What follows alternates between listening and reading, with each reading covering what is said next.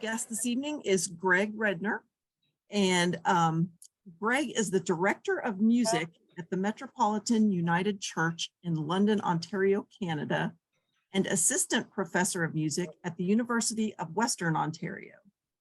He is a lifelong stamp collector who focuses on the issues of Belgium, including the 1920 Olympics, which I believe he did a session for us once before on, and Belgian railway stamps. So we appreciate Gregg taking the time to be with us here this evening. And we will go ahead and let you get started. Okay, well, thanks very much, Jennifer. And it's always fun to present to the ATA, which I am a proud member of. So good. And you can see that, yes? Yes. Yeah, good. Okay. And you can hear me okay? Great. Okay. Yes. I know that a bunch of there are a lot of railway collectors in Europe. Because a lot of European countries issued specific railway stamps for parcel post and for mail purposes. A friend of mine in Belgium asked me today whether he thought that anybody would, or whether I thought that anybody would come to this presentation or not today. And so I'm actually really excited to see so many of you here. I don't know how many of you actually collect or know anything about Belgian railway stamps. So that's what I kind of wanted to do today. I wanted to introduce you to the topic. I started collecting these probably 15 or 20 years ago when I was looking for something different in Belgian philately, which is like my main focus. I used to collect Canada. That's where I live. But even as a boy, because I'm originally from New York, I collected Canada. But my grandfather was in the American Expeditionary Force and fought in Belgium in World War I. And I had a couple of really nice covers that he sent to my grandmother, and that got me interested in Belgian stamps. I've always had a passion for railroads. And I used to take, if you've ever seen the movie North by Northwest, Cary Grant leaves New York City on the way to Chicago, and there's that spectacular shot of them on the train going north, and you can see the Hudson River kind of behind them. That's the rail line that I rode back and forth from Cold Spring, New York to New York City for many years. And so I love railways. My family does a couple of things really well. Number one, they're great mechanics.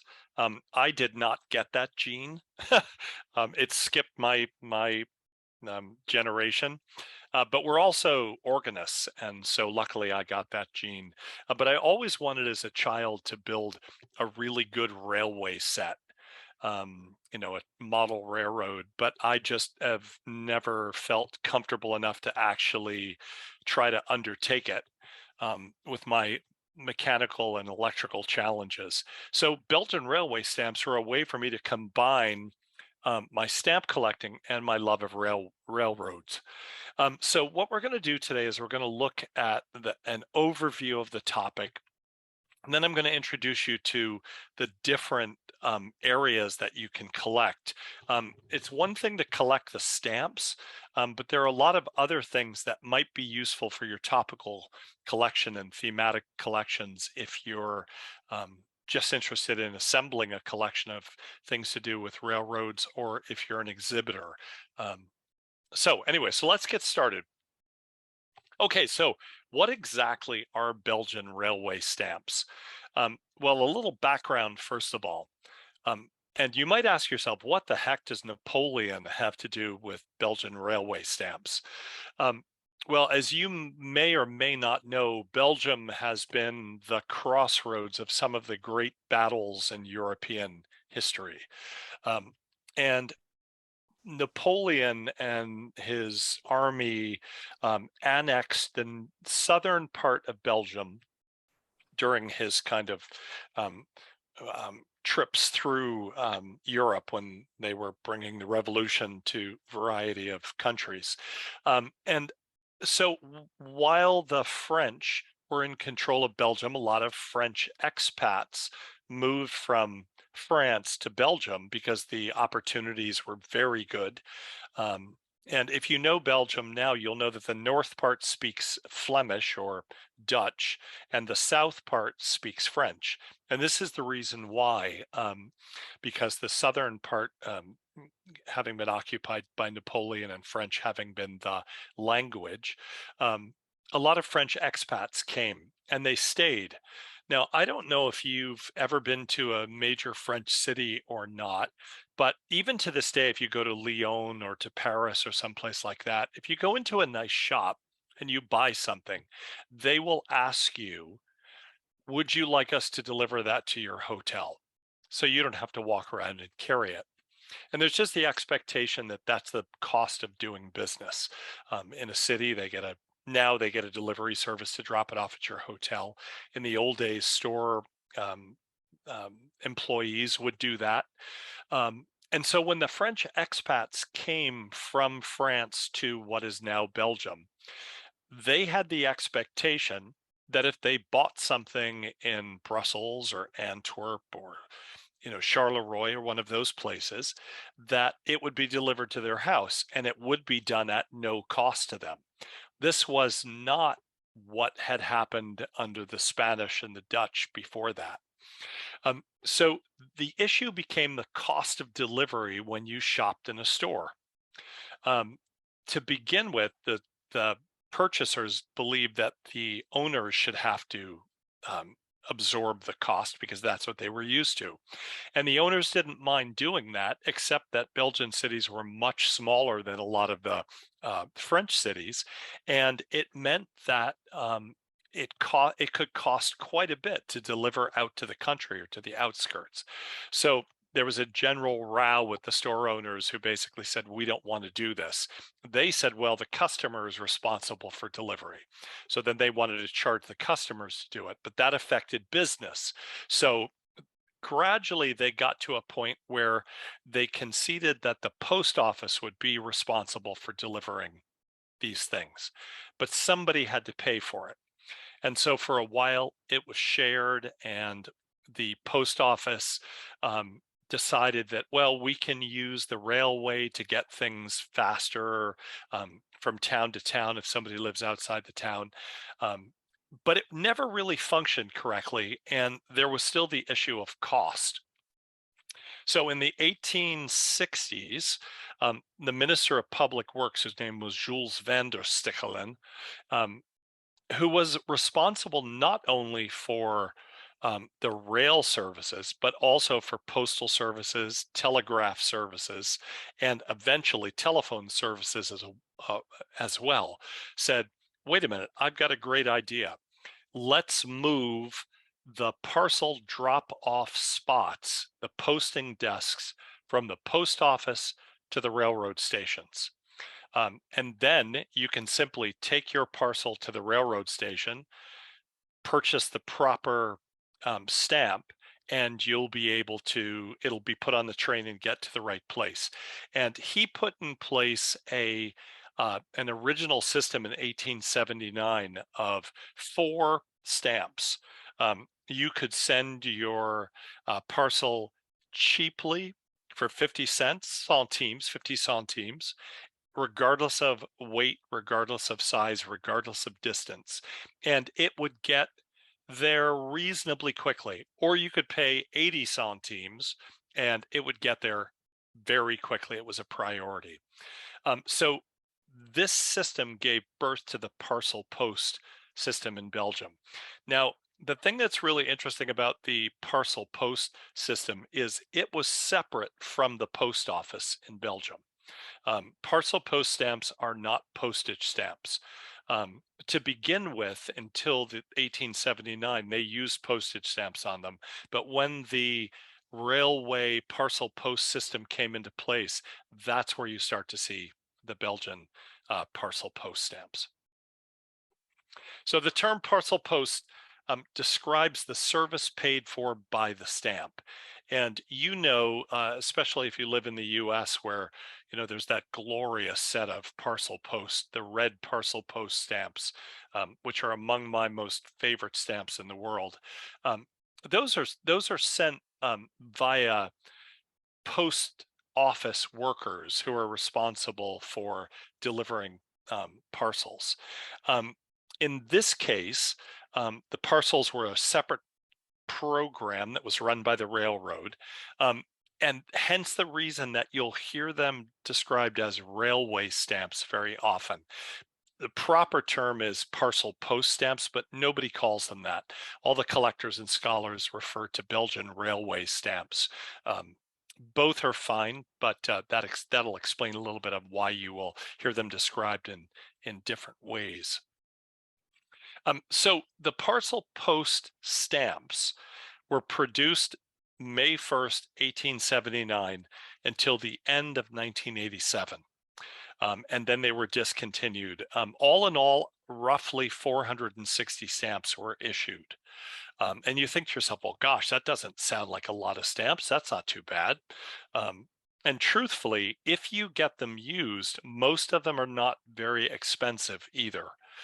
There are a couple of issues that are very expensive, and there's one issue that's astronomically expensive. That one was produced during World War I, and there were very few of those made, and they're counterfeited regularly. And a complete set of those mint with a certificate can run $15,000 to $20,000. They're very, very expensive. But the majority of them are not super expensive. And so, as we said, the first 4 stamps were issued on May 1st, 1879. They were replaced beginning in 1996 by what are called the TRV stamps, which is basically the abbreviation for Belgium's high-speed rail network. And those stamps ran from 1996 until 2013. About 79, 80 stamps were issued in that series, and they're very beautiful and very modern graphically. Belgium has always been very proud of its rail system. Belgium was the second country in Europe after the UK to put in a rail system. What people don't realize, we think of Belgium now as a small European country, but at one time it was the most densely populated country in the world. And so when the train system came in under their first king, they became independent in 1830. Under their first king, Leopold I, he knew that in order to prevent something like the French invasion from happening again, they had to be able to communicate quickly. And pre-telegraph, he thought the easiest way to do that would be via the railway. The other thing that's really interesting is, of course, Napoleon was no great lover of religion, and he was even less of a lover of the Catholic Church. So when they came in, they basically decided which properties were going to remain open and which were going to be claimed by the government. And so a lot of monasteries were closed, a lot of large Catholic churches were closed, and that money went into the government treasuries. So when Napoleon left Belgium and it was declared a independent nation in 1830, there was a huge amount of money that they were able to use to industrialize the country. And so Belgium at one time was the most industrialized country in Europe. And so the railway was very important to them. And they also were one of the first countries after World War II to completely electrify their rail system. And of course, the TRVs, the high-speed rails, are all electric and magnetic operated. Okay, so let's talk about the stamps. So the symbol of the Belgian railway stamp, the parcel post stamp, is this winged wheel. And you'll find that on almost every stamp. I want to say everyone, but somebody will find one that doesn't have it on it. So I'm not going to say everyone, but you'll forgive me for being slightly vague. I think it's on every one. You'll also find this symbol, the lion, which is the symbol of Belgium. And this hand, which makes the promise that your package will get there in the amount of time that it was promised to be delivered by. And we're going to talk how that system works. This is the set of stamps that were released during the occupation in Germany. And they're not the most beautiful of the stamps up. So you should understand the proper way to search for Belgian railway stamps is if we'll talk a little bit more about where to find them. But if you're on Del Camp, you can go to Belgium, you can scroll down until you get to railway on the national list and find them that way. But the system is labeled as TR stamps. Which the British came up with, which was train stamps. So the proper nomenclature is TR60 or TR1 through 4 for the first 4. Okay, not all railway stamps have images of trains on them. Yes, that's obvious because we just saw one that didn't. However, the majority of those that don't do have the winged wheel on them, which we saw. And of course, it is a railway wheel, so it is it works very well with train system, and it always says chemin de fer, iron street, which I love that term, and also has the Flemish bilingual terminology on it after I think 1886. Now, those stamps that don't have an image of an actual locomotive or rolling stock on them if they don't have the wing wheel, they have an image of a train station or of railway workers, which is actually really interesting. They make sure that you know that they're railway workers because there always is some image of railroad tracks in the back so that it makes sense. The first stamp in this issue that actually has a train on it, a locomotive on it, appeared in 1915 as part of that set that we saw the winged wheel stamp a few slides back. And you would think actually that the railway system, the parcel post system, which was run by the railway, would have trains on it to begin with. But in fact, most often it has the symbol of the country of Belgium in the middle, and then you can see around the framework of the train and that symbol, the front and back of the train. So the first stamp that actually shows a full-size locomotive is this 1915, and this was reprinted twice, and there's some differences in it, but the image is largely pretty similar to what you see here, depending on color, of course, because of the cost. These are from the 1920 issue, and these contain a slightly different image of a train with passenger cars behind it. But I think that's a very handsome stamp. And again, you can see the promise, the symbol of Belgium. This one does not have the winged wheel on it, but it does have chemin de fer at the top and Spoorwagen, which is, of course, Dutch for railway. Now, these are amongst the most beautiful, I think, of this series of parcel post stamps, and they were issued in 1934. They're lithographed, so the detail isn't quite as great as a line engraved intaglio type of stamp, but they're really beautiful. And again, if you're looking just to include one or two of these stamps in your collection or in your exhibit, these are actually very affordable. Once you get after 1922, the cost starts to drop exponentially. But I love this one. For those of you that know the post horn, um, the journal, the post horn. The post horn actually is from Belgium. You can see it on the upper left-hand side of and bottom right-hand corner, and it's the symbol of the Belgian post office. And the actual post horn was first used, according to tradition, in the town of Liège, which is on the eastern side of the country.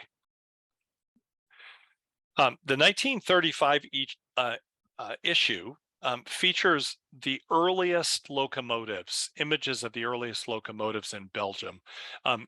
This is the 1835 Cockerel locomotive that was designed and built in Belgium. They were also, beyond the English, the only country to produce their own locomotives. And the original railway ran between the town of Mechelen or Malines and Antwerp. So it was connecting kind of the northeast corner of the country with the, no, not Antwerp, sorry, Brussels with the capital. But I love this stamp. My grandfather saw a couple of these when he was in World War I and said that they looked like sideways percolators with wheels. They're very interesting compared to other early examples. The 1935 also portrays the first appearance of electric trains. It wasn't until 1950 that the whole system was electrified. But this is a very kind of beautiful, I think anyway, beautiful kind of modern looking 1930s passenger train. Very attractive, I think. Here's a 1942 issue, which shows the workers, someone repairing, a lineman repairing the actual tracks, an engineer in the center one, and the steward who was responsible for loading the parcel post stamps on or packages onto the train. Now, this one, if you have only one stamp in this series that you're going to show, this is the one to show. These are not expensive at all, but they are absolutely the most beautiful of all of, I believe, of all the parcel post stamps since the 1949 issue. And it's line engraved, and the detail on it is just spectacular. And it comes in, I think 11 different values. So there's lots of variety in terms of color, and it just shows what I think of when I think of a locomotive. Again, the B at the top is the modern symbol for the parcel post.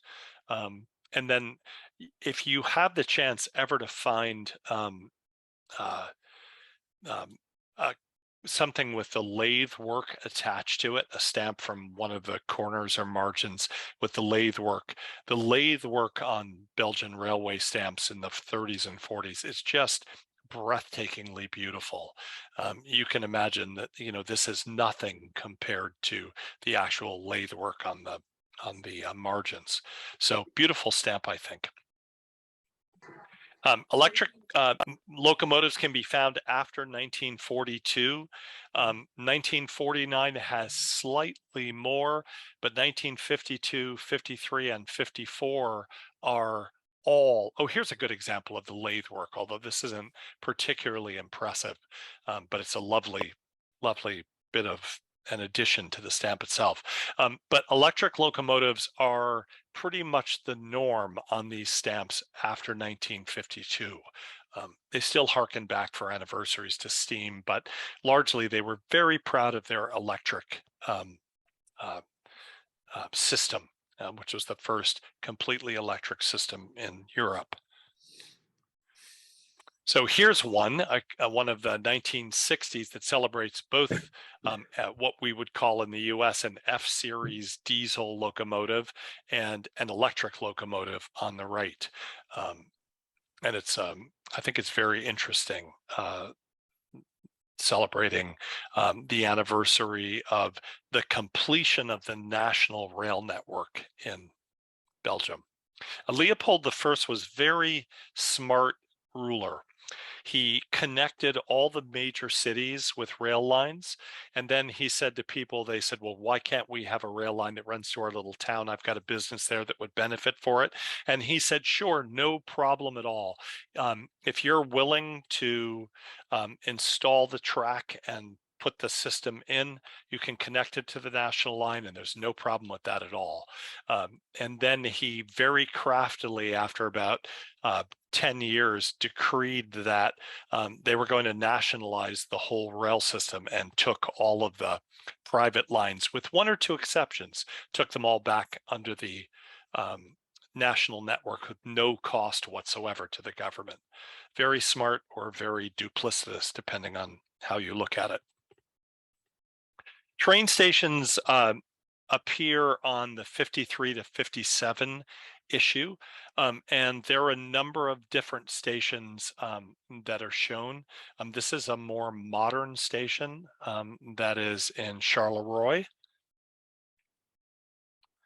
And this, for my money, is the most beautiful of the electric train stamps, which come from 1968. I love the simplicity of it.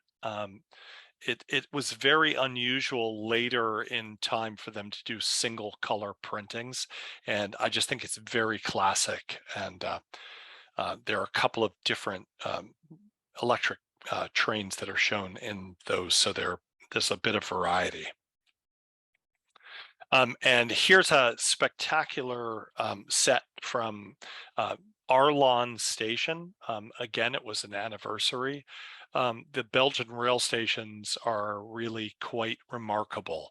And this one was saved from the wrecking ball and was put on the stamp to celebrate the fact that it still existed and restored. Very beautiful, I think. This is the station at night, which is a lithographed stamp. And I really think it's that this is not a particularly good image of this, and my apologies for not having a better one. But this is a really finely lithographed, multi-color stamp, and the work on it is quite beautiful and quite interesting. It's got the benefit of having both the train and the station on it, which probably, if you're doing an exhibit, is probably very valuable in that regard. Notice that it's 1,000 franc stamp, which is the most expensive Belgian railway stamp ever put out. One of the things that is interesting about all Belgian stamps is, unlike Canada and the US, where I can put a 1922 stamp on an envelope and it's perfectly good for postage, these are all demonetized at some point and no longer allowed to be used on postage. So while the 1,000 franc stamp is pretty rare, you don't have to spend, 50 euros or 40 euros to be able to buy a new one. And especially if you get them canceled, they're really quite reasonable. But it's a beautiful stamp, I think. They do feature some rolling stock on the stamps. The 1980 issue, which is right near the end of the time, features a variety of different rolling stock, which I think adds some interest to any exhibit of this. You'll see this on the side of all Belgian stamps. Originally, it was a hand stamp. It shows the date, the 30th of October 1980, when this was entered into the Treasury records to be sold. So those are quite desirable to have that record on there as well. Then we get to the TRV stamps. You can see these are much more modern. Interestingly, the first two European capitals connected in the 1850s by rail were Paris and Brussels. And so this pays tribute to that, obviously, with the Eiffel Tower, but also with the Atomium, which was built for the 53? Well, it's 1950s World's Fair that took place in Brussels. It's supposed to be it's an enormous sculpture with lots of rooms inside of it, and very modern and kind of Disney-esque, and it still stands. If you're ever there, it's worth going to see. But again, obviously, these are very modern high-speed trains. Then there are souvenir sheets, and most of these are quite expensive, but also very, very beautiful. And Belgium has a long history of producing souvenir sheets that go, all the way back to the early 20th century. And they do them for anniversaries, special events for early philatelic exhibitions, like the ones that took place in Brussels in 21 and 24. So they're worth looking for. Sometimes you can find people on Delcamp or even Hipstamp, although less so, that don't really know how valuable these are. But they certainly have a high impact if you're using them as part of a display. Here's another souvenir sheet. This one's celebrating 50 years of electric service and showing 3 different stations and 3 different trains. And I really love this one, the 150th anniversary of the railroad in Belgium. I think it's a very smart stamp. Interesting that they chose not to put a locomotive, a steam or diesel locomotive on this, but stuck to an earlier electric locomotive. Okay, so I thought just quickly before if you don't mind, if anybody has any questions, yeah, okay, so feel free to type them in the chat, or I'm fine if you unmute, although I don't know if you can do that or not. Robert says, I collect Belgian railway stamps, but I'm having trouble finding mint used ones. If anybody has any duplicates for sale, he'd definitely be interested, and you can find that in the chat. I would say if you look on European philatelic sites, like what's the one? Is it Philistamps? Anyway, the one that searches all of the European auction and philately dealers, or on Delcamp, you actually can find an awful lot of them. And if you order them from the same person, you can get kind of bulk mailing, and it's not too expensive. That's where I get all mine from. I don't order them from the US or Canada very much, because there's just not a lot of them here. I'll go on if nobody else has any questions, but I want to give you a chance if you had anything to do with the previous. Okay, all right, let's go on. So hang on just a second here. Okay, now the next thing. You can collect documents that have to do with the parcel post. The great part is, with the exception of the early 1879 and 1881, 82, all of the documents either come as fragments like this with cancels on them, or you can actually get waybills, as we will see, that have the actual stamp on them. So again, if you're building a thematic collection or a topical collection or an exhibit, these have tremendous eye appeal. And depending on, as we'll talk about a little bit later on with cancels, depending on the rarity of the station that the actual document has on it, the cancel for that station, majority of them are not terribly expensive. If you get a very rare station, something that there are not a lot of cancels of, you can find that the price can run you up into the high double or low triple values. So yeah, okay. So what is this? Well, this is the way the system operated. So when you purchased a stamp, you didn't put the stamp on your package. You put the stamp on a waybill or an invoice that basically showed what was in the package, how much it weighed, where it was going. And you'll notice that this packet is, or this little stamp here, is in addition to the railway stamp, which was canceled at Charbeek Central Station. This tells the person handling the package which train station this is going to. And so rather than have to look at the invoice, they would look at this, they would see, oh, 59, and they would know 59 is leaving on train 6, and they would know where to put it instantly. And 59 was the actual the indication for the city of Bruges.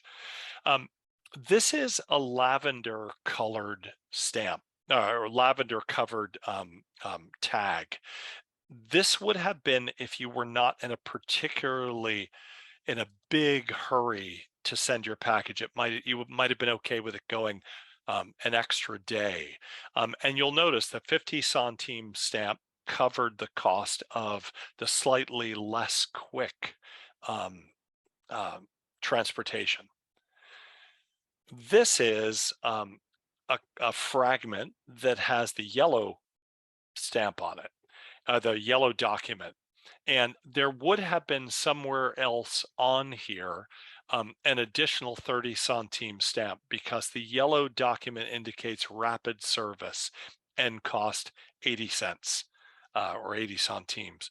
And again, 58 will tell him we're going to Warem, and it makes it very simple for them. They're divided numerically on the train. So you know that this train is going to be transferring at such and such a place to station 58. And so all you have to do is go into the car and find the section with the 58 stamps on it, and you know you've got the right ones to go. These are a little bit harder to find. These are a light blue, although this doesn't show it particularly well. And these are for international service outside of the country. You can find them, but they can be a little bit pricey. The reason is, of course, that the other two fragments were taken back with the waybill to the administrative office where they were justified with the accounts, and then they were destroyed. The first 3 years or so, they threw them in the garbage. And then somebody started to realize, wow, wait a minute. People seem to be taking these, and they thought, okay, well, we may actually be able to sell them to dealers. Let's try that. And originally, they just tore the stamps off of the waybills. And that's why a lot of the early stamps are available only as fragments with the tag. Of course, if you have a package that's going from Brussels to Cologne, Germany, no one is ripping the invoice off when it gets to Cologne and returning it to the office. So these are largely lost and thrown in the garbage. So they're a bit more expensive. There are documents of waybills and bordereaux, which are customs documents. This is a very early one that does not have a stamp on it because it's 1 year before the stamps are actually created. But again, these are not terribly expensive, and they're actually real rail documents that were run by a postal authority. This is a waybill. Now, this is a slightly later one. It's 1903, but it gives you an idea of what this would have looked like if it was a complete document. This is a really interesting one because this one went from Liège, which we were talking about earlier on the eastern side of the country, and it was sent to Russia. And Liege is one of was one of the weapons manufacturing centers. It's a giant steel producing and steel manufacturing city, and iron, and they made a lot of weapons there. And this is going to Riga. And you can see you can't see all of them, but if you take a look, it was sent to an arms dealer in Riga, which was then Russia. It's postmark Liege, 30th of May, 1903. And then there are transit marks from Cologne. It passed through Cologne. It passed through East Prussia. It passed, you can't see the rest of it, but Chernyshevskoye. And it eventually ended up in Russia 3 days before, on the 27th of May, 1903. And that's a fascinating thing, because prior to the Russian Revolution, Russia was an Eastern Orthodox, Russian Orthodox, separate from the Church of Rome. And so they used the Eastern calendar and not the Gregorian calendar, which the West used. So it's a really fascinating document because it arrives much earlier than it left. And again, the transit marks are fascinating. So this is a pretty spectacular one, but you can find less detailed ones than this. You can also find correspondence cards. For a small amount, you could ask that the post office, that the parcel post department in the city where you were sending your package would send you a card to let you know that it had been delivered. And that's what this is. So just bringing it all together, this is pretty rare. This is the first generation of rail stamps. And this is not one of the first 4. This is one of the first 6. This was added once the General Postal Union was created, kind of a precursor to the UPU. And they needed a 1 franc stamp to be able to send parcels internationally. And so you can see here, international tag on the waybill, and 41 was the city of Cologne. And then down on the bottom, early on, you were responsible to have a hand stamp from the station manager to indicate that the package was going to be loaded and was cleared to be able to depart. Okay, let's quickly move on now to cancels. So you're probably thinking to yourself, Greg, what's the big deal? So there are waybills, there are 460-ish stamps. If you want to make it 540 by adding the TRV stamps, you can do that. But the real shiny, sparkly rabbit hole in Belgian railway stamps is in terms of the cancels.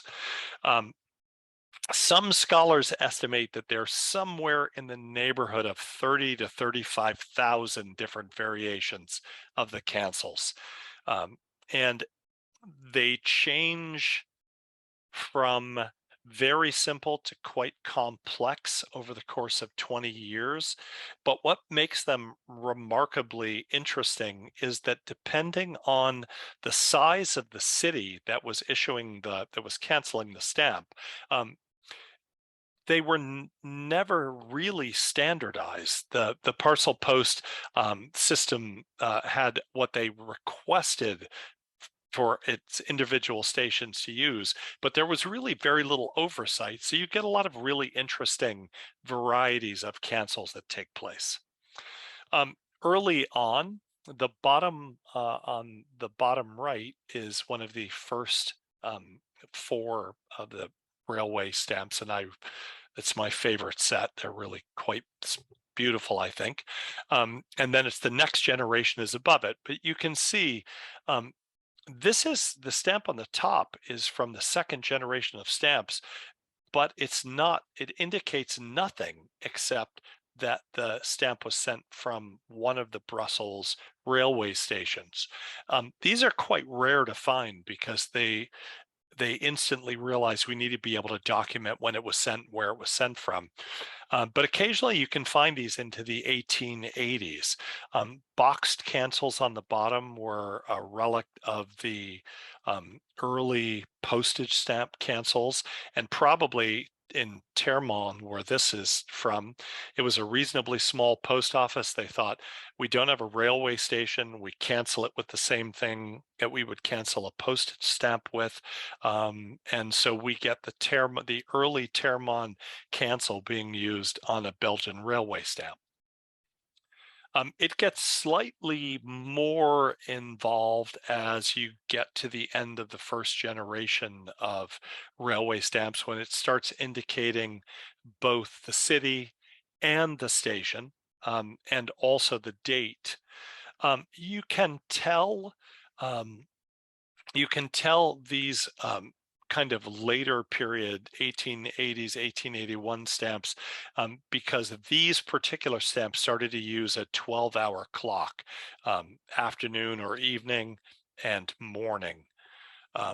These are my two pride and joy. This one was issued one day after the stamps were first put on sale, and this was issued the day after, so 2 days after. And finding them that early is virtually impossible because they were all destroyed. So I'm very, very proud of those two, and I'm sure you're all thinking, what's the big deal? But they're pretty special. Next, they got into rectangular cancels, which contain much more information. City, station, time that it was sent. Sorry, this is day, month, and year. Don't ask any railway collector what these two letters and numbers mean on the side. They appear only on that one station, and nobody to this day, here's another example, nobody to this day has any idea what they were intended for. Now, a real railway cancel, once you get past the town cancels, is a six-sided cancel like this. This was intended to be used on railway stamps, and was the standard cancel for probably 30 years. You will occasionally see them. An interesting thing, I think I talk about that quickly at the end. An interesting thing that you'll see is that there also is an 8-sided cancel, and that was used in telegraph offices. So don't confuse them.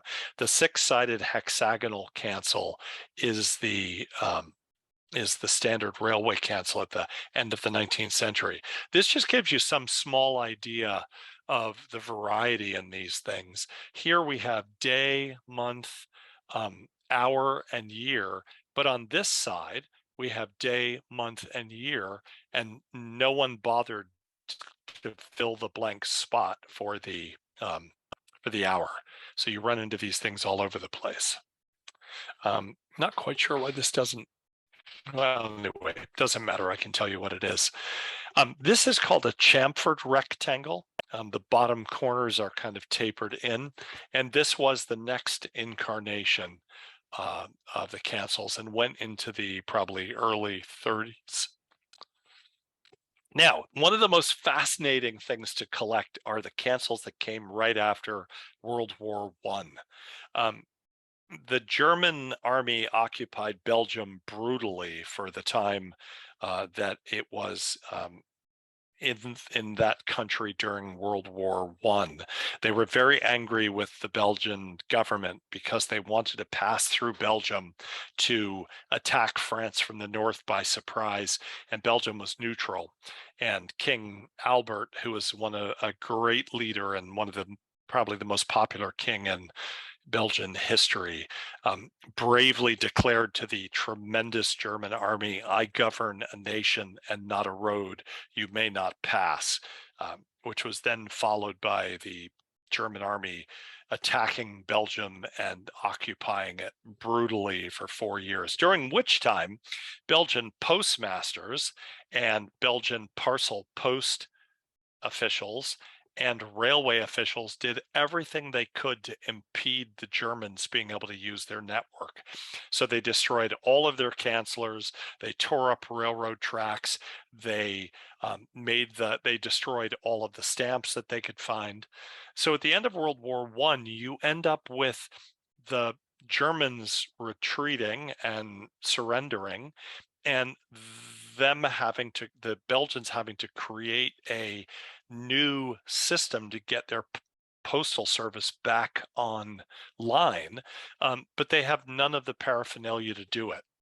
So there are no standard cancelers left, and so you run into things like in Tournai, they simply found a hand stamp that had Tournai on it. In Ecloo, these are without a doubt fiscal stamps that would have been used at a bank or something like that. That's all they had. These are my favorite ones. The only actual cancels that they had were the ones that the Germans left behind. Well, unfortunately, at the bottom of these cancels, it says Belgian, which is the German term for Belgium.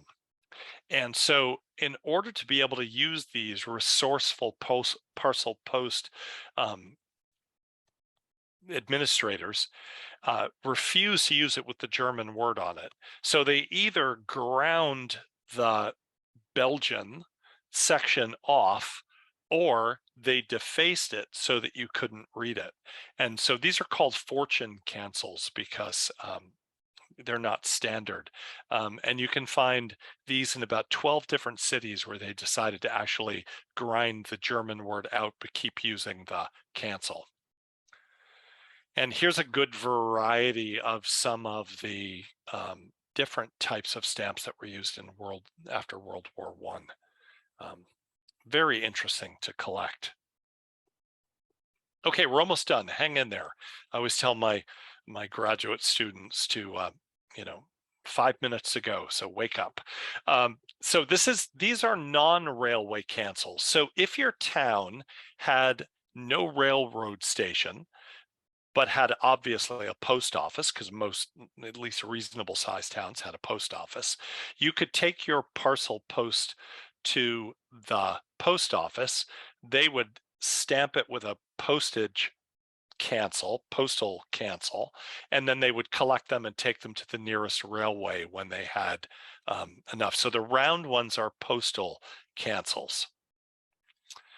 This is a telegraph cancel, and you can see it's 8-sided as opposed to the 6-sided. Why the telegraph? Well, the parcel post desk in a railway station closed at 6 o'clock at night, but the telegraph never closed. And so they realized if we can deposit our parcels at a telegraph office, that we can do it 24 hours a day. And when the parcel post desk opens at 6 a.m. the next morning, they'll just transfer them over. So you find these 8-sided cancels, which are telegraph offices. Okay, so what do you need to be able to collect these and understand them? You really need 2 books.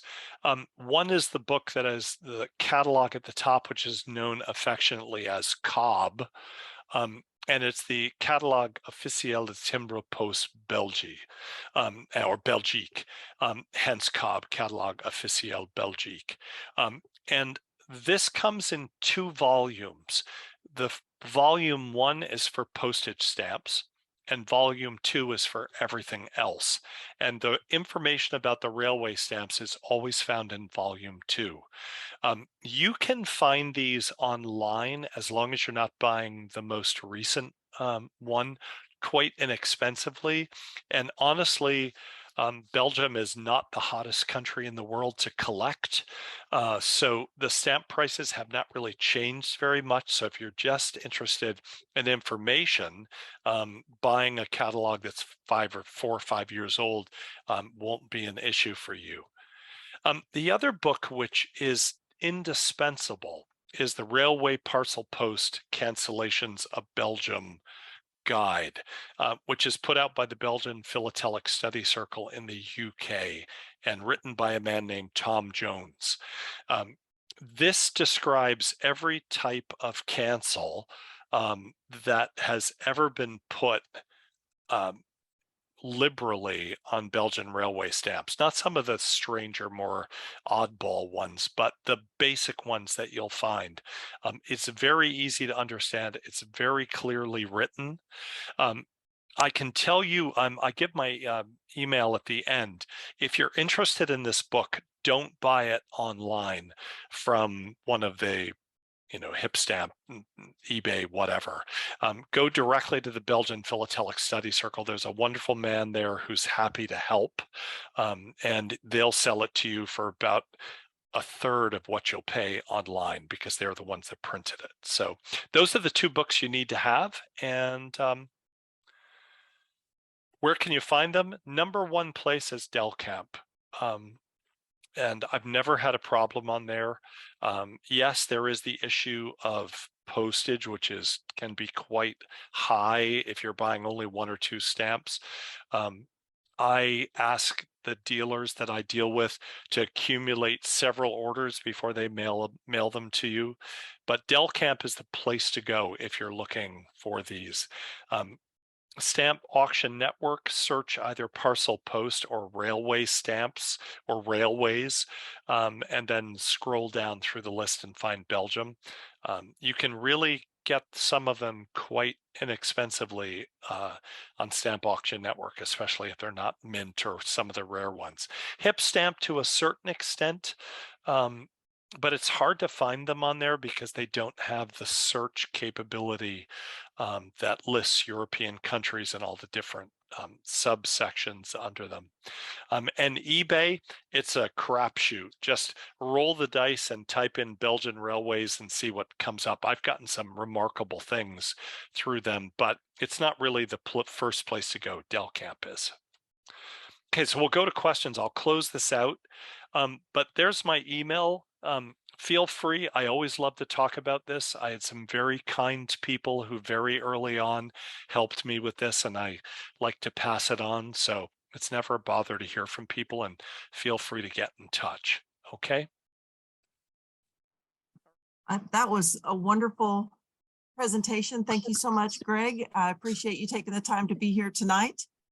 And thank you for joining us, everybody. And I hope that you have a great evening.